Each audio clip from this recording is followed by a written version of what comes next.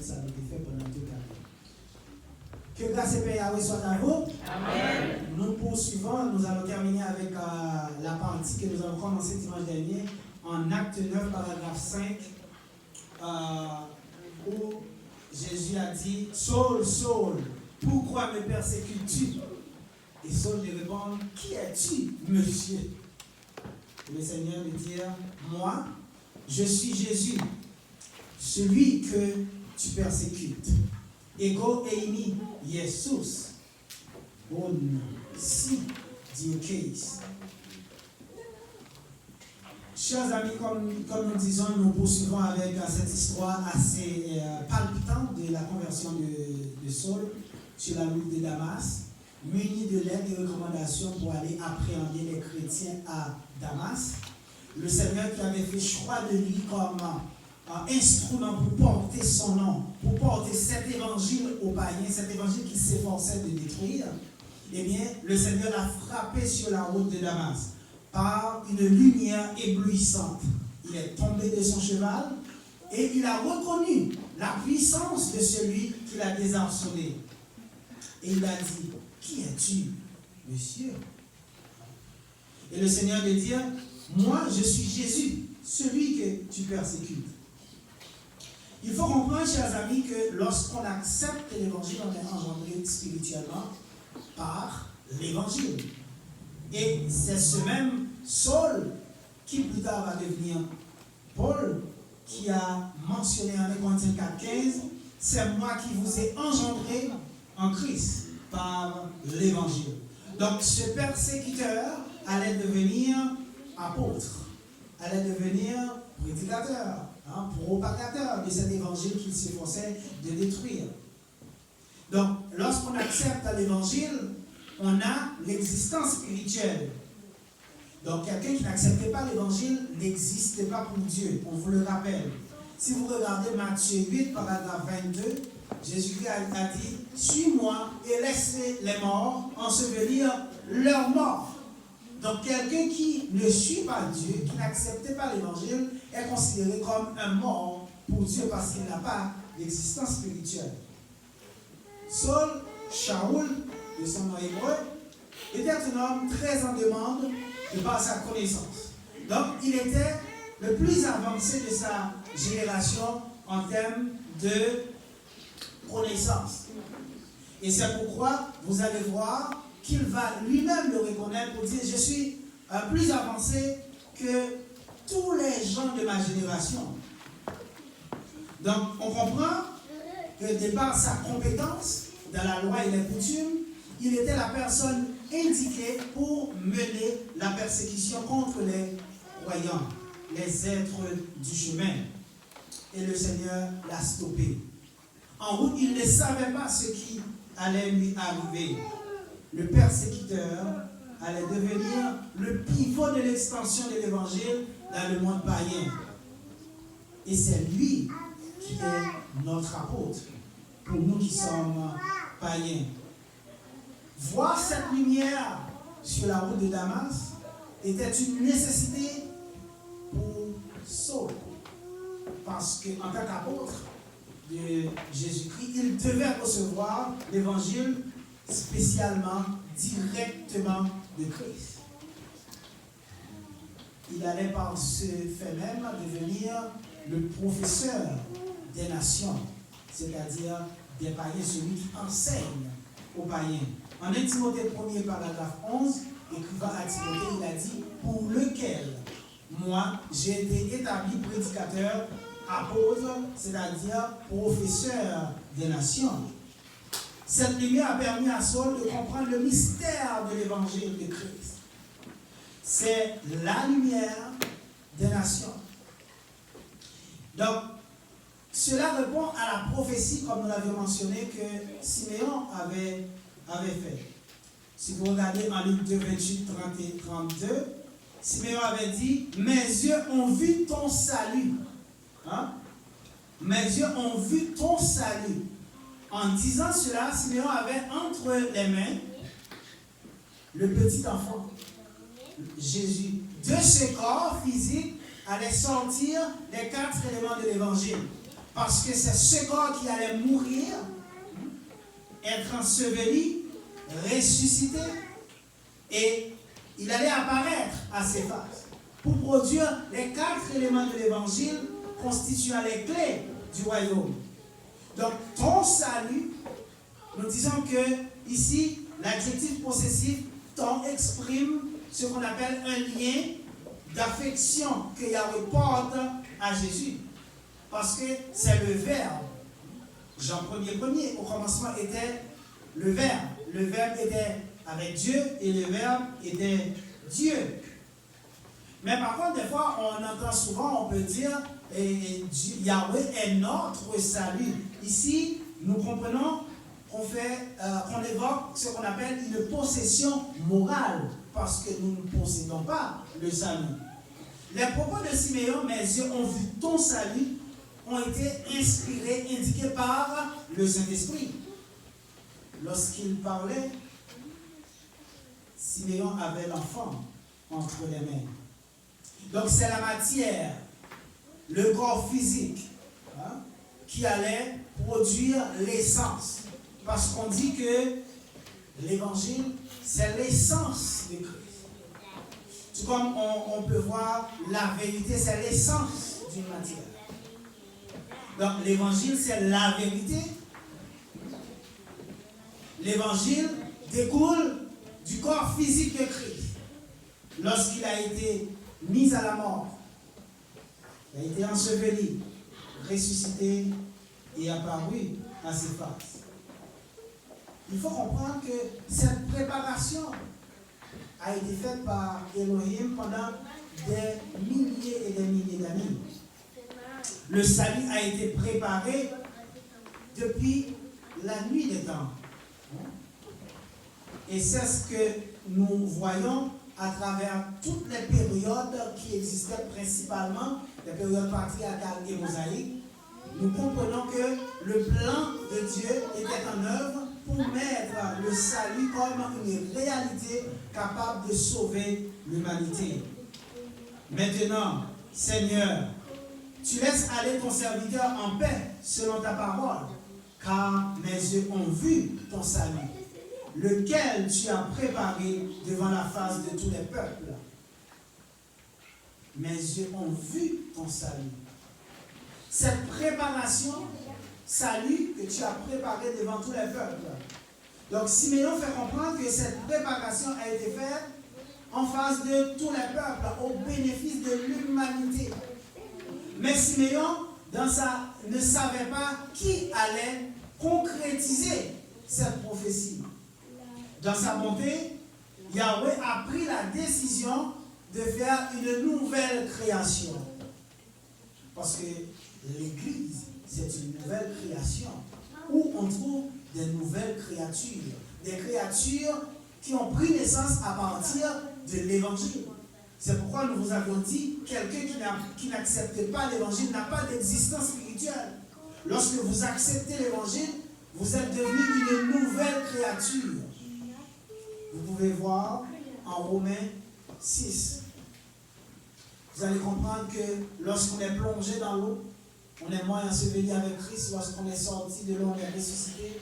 Et quand le monde va continuer à nous voir dans la chair, ils vont voir une nouvelle créature.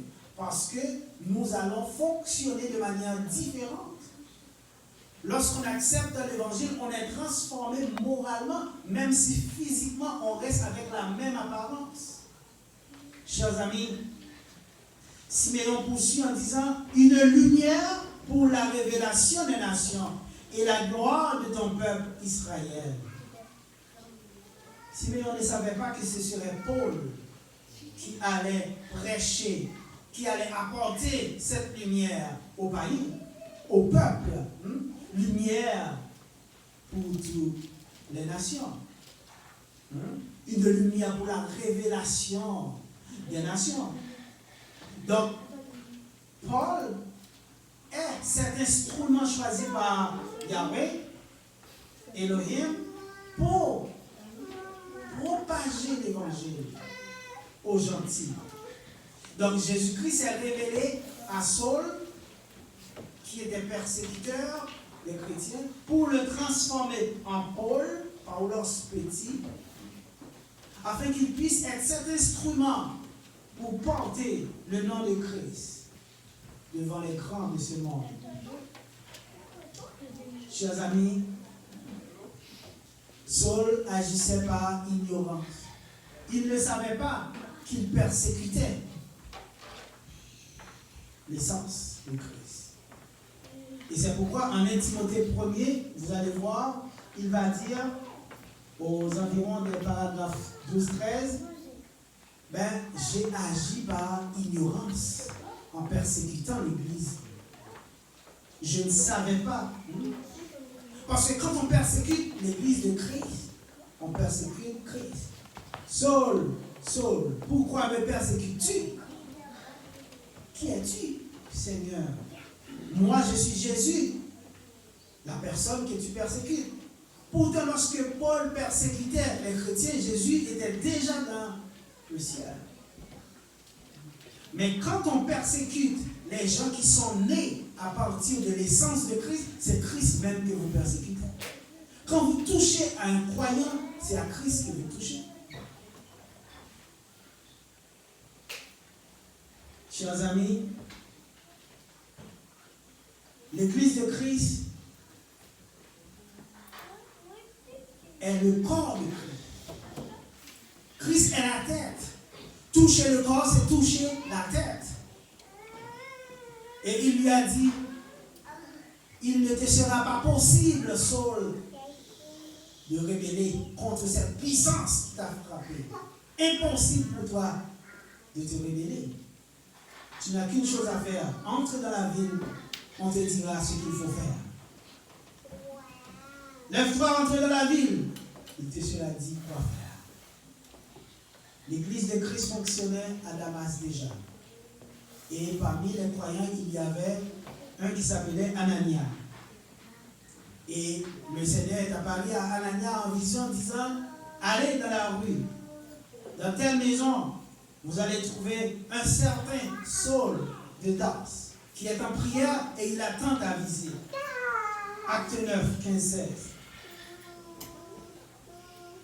Et Ananias a eu peur parce que c'est un humain. Il a dit, mais Seigneur, j'ai entendu dire ce que cet homme a fait à tes croyants, à tes fidèles. Et il est ici même avec des lettres pour arrêter tous ceux qui parlent en ton nom. Et moi, tu m'envoies à la bouche du lion. Mais il faut comprendre que le Seigneur, c'est pourquoi on dit souvent que les voies de Dieu sont impénétrables. Le Seigneur dit non, ne t'inquiète pas. Je l'ai déjà dompté. Sur la route, va, il t'attend, n'aie pas peur. Chers amis, il faut comprendre, lorsque le méchant est devant toi, si le Seigneur est avec toi, il n'y a rien qui peut t'arriver. Peu importe le danger, dès que tu es couvert par le sang de Christ, rien ne peut t'atteindre. Cet homme venait avec des lettres pour arrêter tous ceux qui parleraient au nom de Christ. Et voilà, Christ lui envoie quelqu'un qui lui parle et il ne peut rien faire. Parce qu'il est puissant. Si vous ne connaissez pas la puissance de ce Dieu que vous servez, vous manquez beaucoup de choses. Chers amis, Yahweh a dit, va, cet homme est un instrument que j'ai choisi pour porter mon nom devant les rois, devant les nations, les fils d'Israël. Et je lui montrerai combien il doit souffrir pour mon nom. Comme nous l'avions dit, dans notre langue vernaculaire, bâton qui bat chez moi et il va battre chez blanc. Quand vous faites du mal, vous allez récolter aussi des conséquences de votre méchanceté. Saul devait connaître aussi le fouet pour le nom de Christ. Parce qu'il a maltraité les croyants. Je lui montrerai tout ce qu'il doit souffrir. Il a été battu. Il a supporté beaucoup de choses à cause de l'évangile. Le Seigneur lui a montré. Ma montre pour essayer de douce, l'autre a fait l'autre passer misère. Tant aussi longtemps que cela dépend de vous, soyez bons envers tout le monde, parce que peu importe ce que vous faites, vous allez récolter les récompenses un jour. Chers amis, malgré l'apparition de Jésus à Saul, l'intervention d'un humain était nécessaire. Hein? Il ne pouvait pas être automatiquement croyant membre de l'Église. Non, il fallait recevoir d'abord le baptême. Parce que le baptême, c'est ce qui lave les péchés. N'en déplaise à ceux qui veulent croire le contraire. Lorsque vous regardez Acte 9, 19, Anania a dit: seul mon frère, le Seigneur, qui t'est apparu sur la route de Damas en venant ici, m'a envoyé pour que tu recouvres la vue. Au même moment, il lui impose la main, il a vu parce qu'il était aveugle par la lumière. Il a dit: maintenant, tu n'as pas à tarder, hein? Lève-toi promptement, sois baptisé, c'est-à-dire lavé de tes péchés. Parce que si on n'est pas baptisé, on n'est pas lavé de nos péchés. Chers amis, c'est un principe qui a été établi et le Seigneur lui-même n'allait pas enfreindre sa propre loi. C'est quelqu'un qui doit vous ouvrir la porte du royaume. C'est un humain, ce n'est pas un messager qui doit venir des cieux pour vous apporter l'évangile. Vous devez être instruit, enseigné, prêché par des humains et être baptisé par des ouvriers humains.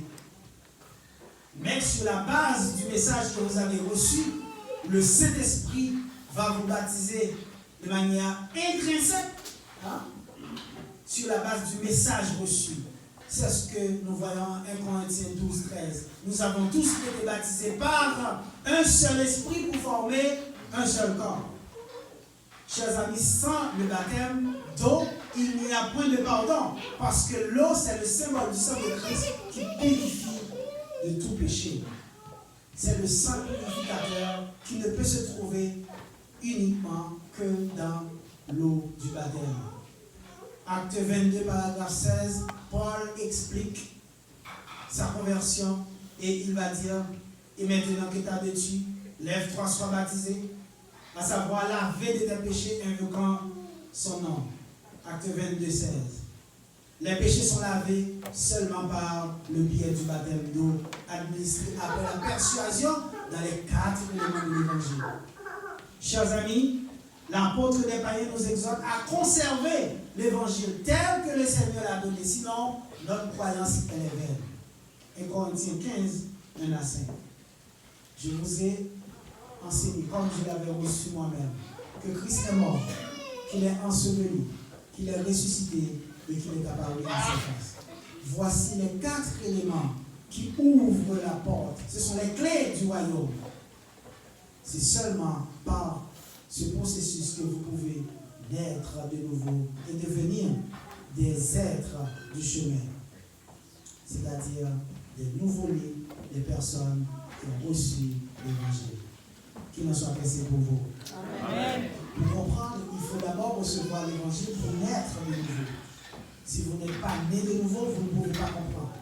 Il faut d'abord naître de nouveau pour qu'en plus vous puissiez vivre selon la volonté de Dieu.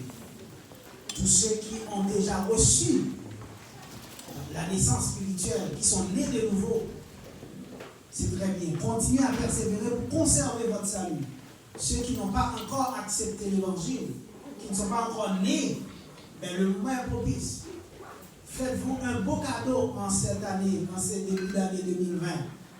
Approchez-vous de Dieu afin qu'il s'approche de vous. Si quelqu'un croit que Jésus-Christ est mort, qu'il est enseveli, qu'il est ressuscité et apparu à ses faces, le moment est propice, nous avons des frères pour vous aider. Si tout le monde l'a déjà fait, c'est parfait. Si vous n'avez pas encore fait, réfléchissez, parce qu'il n'y aura pas d'autres occasions après votre mort. Et vous ne pouvez pas dire que vous n'avez pas entendu l'Évangile. Parce qu'aujourd'hui, vous l'avez entendu, qu'il en soit ainsi pour vous. Amen. Mettez-vous debout pour terminer, s'il vous plaît. Là-haut des cieux, Dieu Tout-Puissant, Dieu de bonté, de gloire et de miséricorde, nous te remercions de ton amour, de ta grâce et de ta bonté infinie. Nous te demandons de bénir chaque personne présente et de nous garder sur le chemin du retour, car toi seul est notre Seigneur. C'est nous t'en prions, c'est au nom de Dieu, Jésus. qui vit et qui règne dans tous les siècles des siècles. Amen. Que grâce et paix de Yahweh soit et demeure dans le cœur de chacun de nous.